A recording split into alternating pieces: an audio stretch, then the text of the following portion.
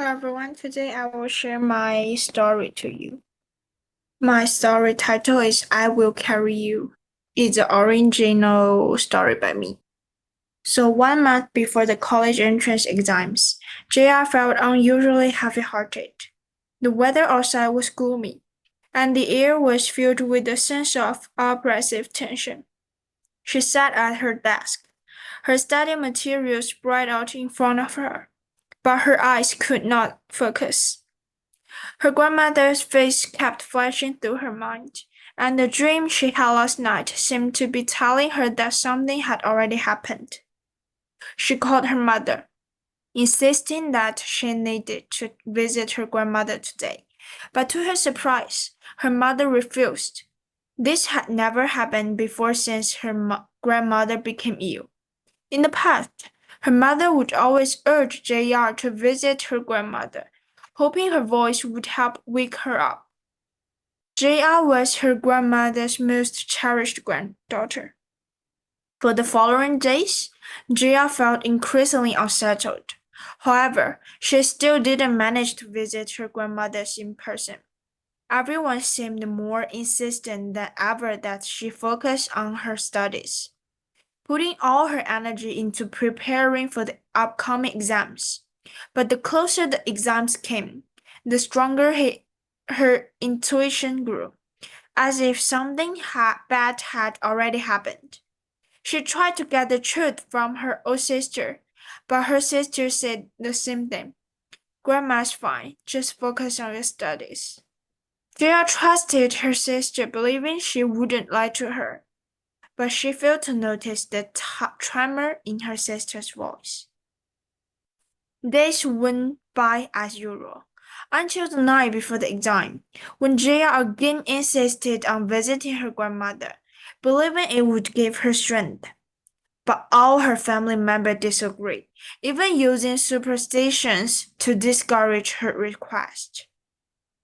The family's strange behavior, combined with the stress of impending exams, was pushing Jaya to the brink of collapse.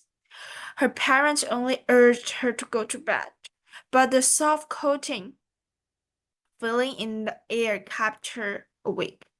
Unable to sleep, Jaya picked up her study materials again, flipping through them. Slowly, the words on the pages became blurry, and her tired eyes lost focus.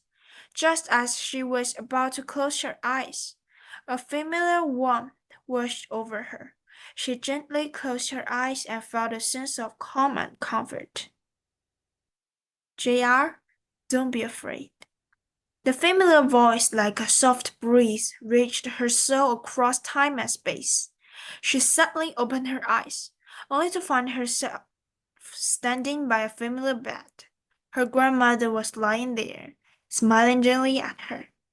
Her grandmother's face was still kind, her eyes filled with tenderness and reassurance.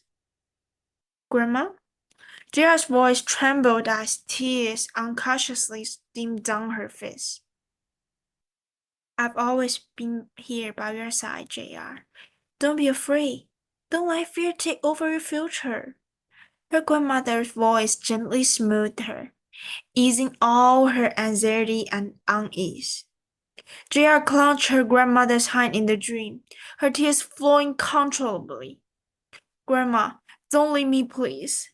Stay with me. How can I live without you? I'm so scared. I won't leave you, JR. Not yet. I want to see my little treasure finish her exams and go to college happily. My dear, you're not alone. I'll be here the whole time to encourage you. Her grandmother gently stroked her hand. You need to be strong, my baby. In the future, I'll be with you every step of the way. You are not alone. I will carry you. JR closed her eyes and took a deep breath, as if feeling an invisible strength. Her heart suddenly grew strong, and all her fears seemed to dissipate in the comfort of her grandmother's word. She understood that her grandmother had passed away, but She also knew that though her grandmother had left this world, her love and companionship would always remain. The next day, Jaya walked into the exam hall without the anxiety she had imagined. Though she still held her grandmother in her heart, she now understood the strength her grandmother had given her. No matter when, her grandmother would always protect her in some way, leading her toward her future. I will carry you. That was the promise her grandmother made to her, and Jaya finally found the courage to move around. Thank you for listening to my story.